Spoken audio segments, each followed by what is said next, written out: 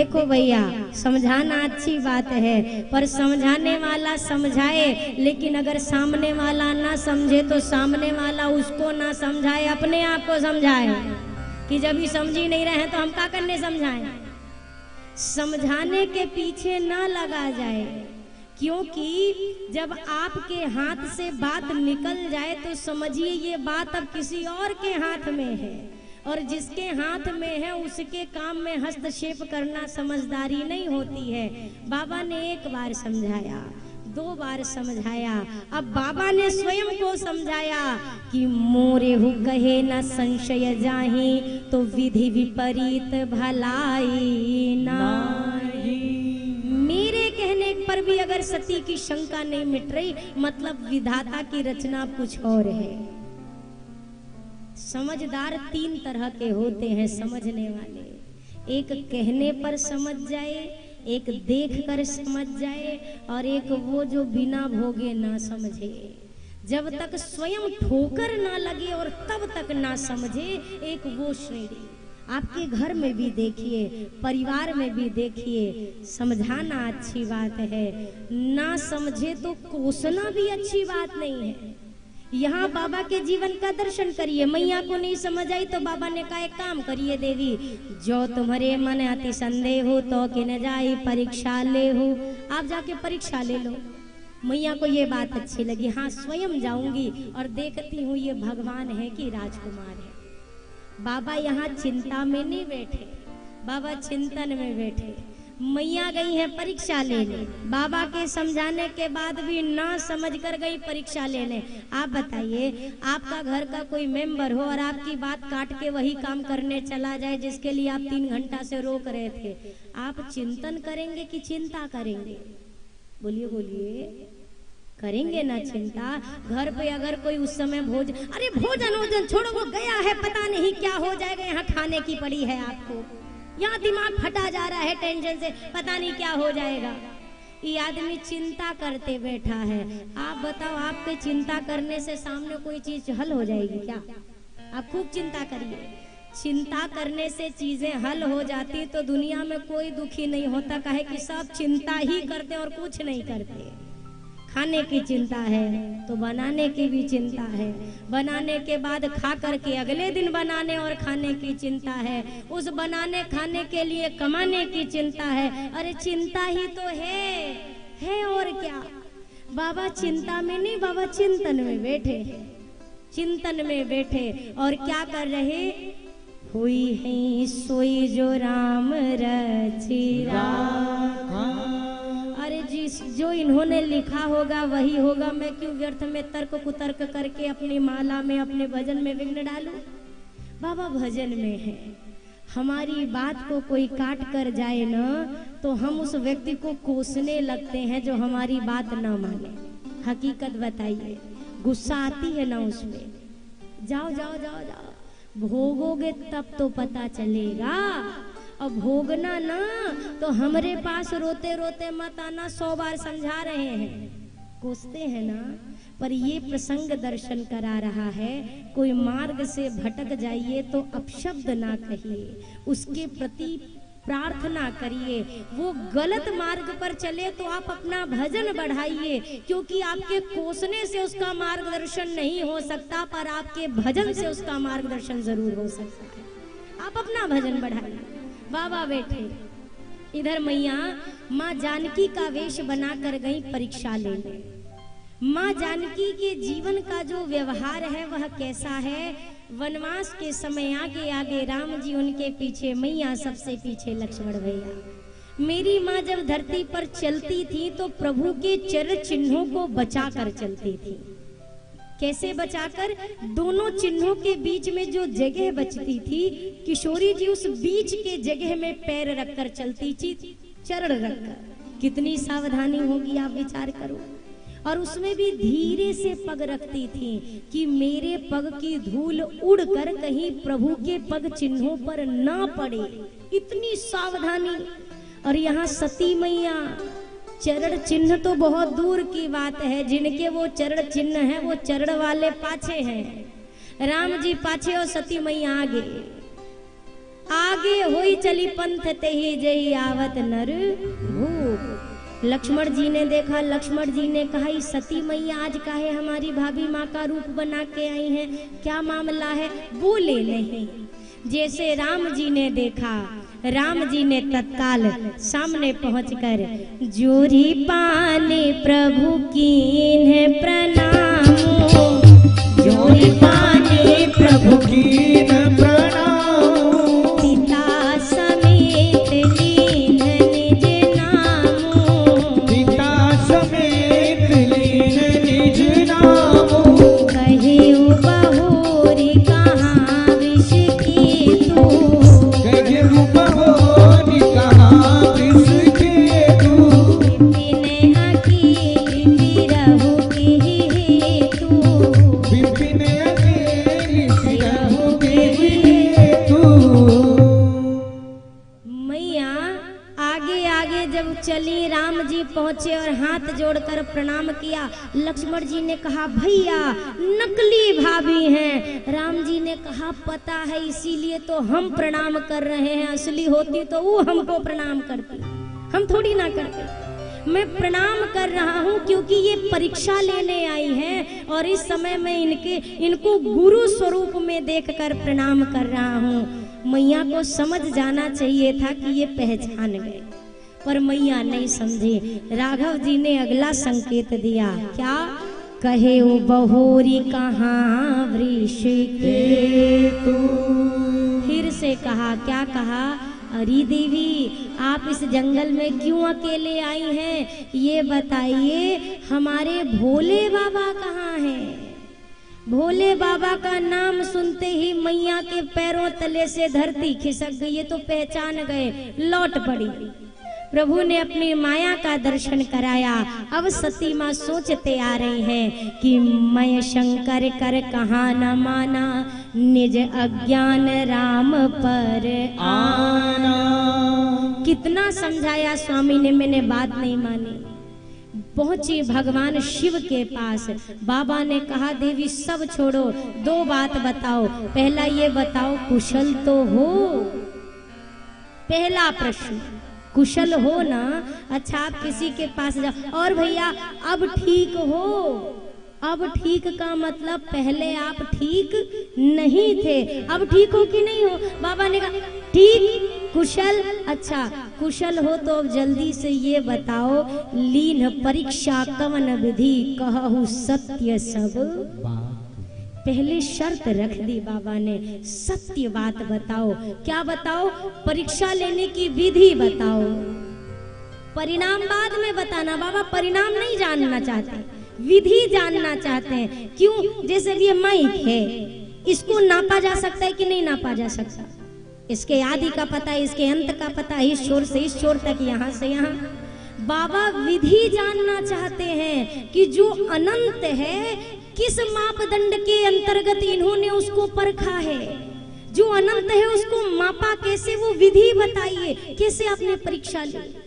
अब माँ के मुख से जिस माया का स्वरूप सती मैया ने बनाया था, उसी माया ने ऐसी प्रेरणा की कि सती मैया के मुख से निकला परीक्षा। अरे सरकार कछु न परीक्षा लीन है गोसाई, कछु न परीक्षा लीन गोसाई, कीन है प्रणाम तुम्हारी नाई, कीन प्रणाम तुम्हारी नाई। तब शंकर देखे उधर ध्याना, तब शंकर देखे उधर ध्याना, सती जो कीन चरित सब जाना, सती जो कीन चरित सब जाना। एहि तन सती भेंट मोहि नाही, एहि तन सती भेंट मोहि नाही, शिव संकल्प कीन मन माही, शिव संकल्प कीन मन माही। माँ ने कहा कोई परीक्षा नहीं ली, जैसे आपने प्रणाम किया वैसे मैंने प्रणाम किया और वापस चली आई। बाबा ने विचारा अचानक ऐसे कैसे हो गया, परीक्षा नहीं ली। अरे स्वामी, आपकी कही बात झूठी थोड़ी ना होगी, इसीलिए परीक्षा नहीं ली। बाबा ने ध्यान लगाकर देखा, पूरी लीला दिखाई पड़े। बाबा विचार करने लगे, सती ने मेरी माँ का वेश बनाया। जब जब सती के इस देह को देखूंगा, मुझे सती के द्वारा किए गए इस क्रिया की स्मृति होगी, और जिसको देखकर बार बार माँ की स्मृति आए, गृहस्थाश्रम का निर्वाह कैसे होगा। बाबा ने विचार किया, भक्ति चुनो की भार्या, दो में से एक का चयन करना है। अभी तक गोस्वामी जी की पदावली में पिता छोड़ने वाला था, माँ को त्याग करने वाला भक्त भी था, गुरु को त्यागने वाला भी था, पति को त्याग करने वाला भी था, पर पत्नी का त्याग करने वाला भक्त न था। आज गोस्वामी जी ने मानो यहाँ पर नई श्रृंखला जोड़ी है। एहि तन सती ही भेंट मोही, जाके प्रिय न राम वे देहि, तजिए ताहि कोटि वैरी समझद्यपि परम स्नेहे। पिता तजो प्रहलाद विभीषण बंधु भरत, महतारी बलि गुरु तजो कंत व्रज वनितने, भय मुद मंगल कारी। बाबा ने माँ का त्याग किया, पर मन में संकल्प लिया, बोला नहीं कि मैं आपका परित्याग करता हूँ, नहीं नहीं।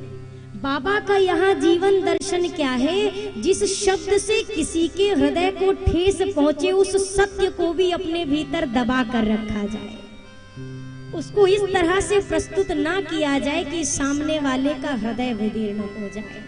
सती को कष्ट होगा, कुछ नहीं कहा। और भगवान शिव को माँ से कोई रोष भी नहीं है। हमारी बात कोई काट करके आए और फिर हम देखें हमसे झूठ बोल रहा है, हमारे भीतर रोष होगा, गलती की है तुमने। बाबा किसी स्थान पर माँ का दोष नहीं मानते। क्यों नहीं मानते? क्योंकि बाबा जानते हैं कि ये जो कुछ हुआ है ये सती ने नहीं किया है। बहुरी राम माँ यही सिरुनावा, प्रेरी सती ही जही झूठे कहावा। प्रभु की उस माया को प्रणाम किया, जिस माया ने माँ सती के मन में प्रेरणा करके आज असत्य भाषण कराया। माँ ने पूछा बार बार, अच्छा बाबा ने तो मन में बात रखी, भगवान भी कौतुकी कम नहीं है। बाबा ने मन में बात रखी थी कि अगला आदमी ना जाने, यहाँ आकाशवाणी कर दी, धन्य है शंकर जी, आपके जैसी प्रतिज्ञा कौन करेगा। चलत गगन भय गिरा सुहाई, जय महेश भल भगति दृढ़ाई। अब जो बात एक को नहीं पता थी वो संसार को पता लगा दी भगवान ने। अब मैया ने कहा क्या प्रतिज्ञा ली? बाबा ने कहा कुछ नहीं, बरनत पंथ विविध इतिहासा, विश्वनाथ पहुँचे कैलाशा। सतीनाथ नहीं है अब ये विश्वनाथ है। कैलाश पहुँचे। माँ ने सोचा कैलाश पे पूछूंगी, पहुँचते हैं घर, घर से कहाँ जाएंगे, वहाँ पूछूंगी क्या आपने प्रतिज्ञा ली। बाबा ने कहा जब मैं आंख ही बंद करके ध्यान में चला जाऊंगा तो क्या पूछेगी। जैसे पहुंचे शंकर सहज स्वरूप, समारा लागी समाधि अखंड अपारा।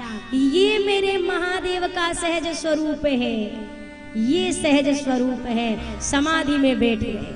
कितने दिन के लिए? बीते संवत सहस 87,000 वर्षों तक बाबा ध्यानस्थ। और मैया समझ गई कि मेरे स्वामी ने मेरा परित्याग कर दिया। यहाँ पर गोस्वामी जी ने एक उदाहरण दिया, जल पै सरिस बिकाई, देख्यो प्रीत की रीत भली, बिलग होई रस जाई, कपट खटाई परत पुनी। दूध और पानी का यहाँ उदाहरण दिया।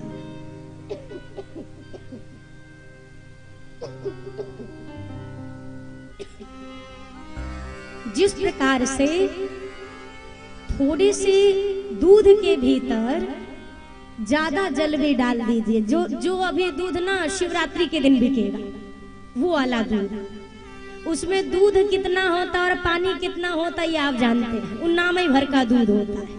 आप यहीं से प्रेम का दर्शन करो। अच्छा, आप उस दूध को पानी के मोल में खरीदते हैं कि दूध के मोल में? जल्दी बोलिए। जो बेचने वाले उस दिन होंगे वो दूध कहकर बेचेंगे कि पानी कहकर? आप आंख से देख रहे हो इसमें इतना सा दूध है, इतना पानी है, फिर भी वो क्या कहला रहा है? किस दाम में बिक रहा है?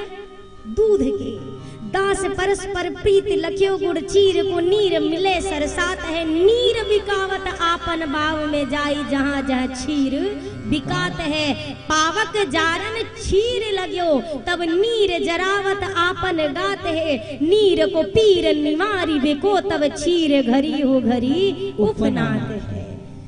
थोड़ा सा पानी गया दूध के पास, दूध से कहा देखो हम तुमसे प्रेम करते हैं। बोला कैसा प्रेम, तुम अलग हो हम अलग हैं, तुम्हारा नाम अलग तुम्हारा रूप अलग, मैं गोरा तुम्हारा तो कोई रूप नहीं कोई रंग नहीं। बोला अच्छा ऐसी बात है तो मैं आज से अपना नाम रूप सब छोड़ देता हूँ, गुण भी छोड़ देता हूँ और मैं तुम में मिल जाता हूँ। इतना त्याग जब पानी का देखा दूध ने कहा इतना प्रेम तो अब हमारा प्रेम देखो तुम, आज से मेरा नाम तुम्हारा, मेरा दाम तुम्हारा, मेरा रूप भी तुम्हारा। इतना बढ़िया प्रेम चल रहा। इसी दूध को जब आपने अग्नि पर रखा, गैस पर रखा, चूल्हे पर रखा गर्म करने के लिए, तो अग्नि पहले क्या जलाती है, दूध या पानी? पहले क्या जलेगा? पानी। जलाना वो दूध को चाहती थी, लेकिन जब पानी ने देखा ये प्रिय को जलाएगी, उसने स्वयं जलना शुरू किया। जब दूध ने देखा ये मेरे प्रेमी को जला रहा, तो बर्तन से बाहर गिरकर उस अग्नि को ही बुझाने के प्रयास में वह दूध लग जाता है। इतना बढ़िया प्रेम है। और इन्हीं प्रेम के बीच में नींबू की 2 बूंद डाल दीजिए, अब प्रेम की दशा क्या होगी? क्या हो जाएगा? उस दूध का फट जाएगा। मैं बार बार हर जगह पूछती हूँ कि भैया दुनिया में हर फटे का इलाज है, तो इस फटे को सिलने वाला कोई दर्जी आज तक काहे नहीं मिला? आपके अकोला में बहुत सारे सिलने वाले होंगे, बैग सिलने वाले, जूता सिलने वाले, कपड़े सिलने वाले, सब बैग सिल रहे हैं, पर्स सिल रहे हैं, तो ये क्या फट गया जो नहीं सिला जा सकता?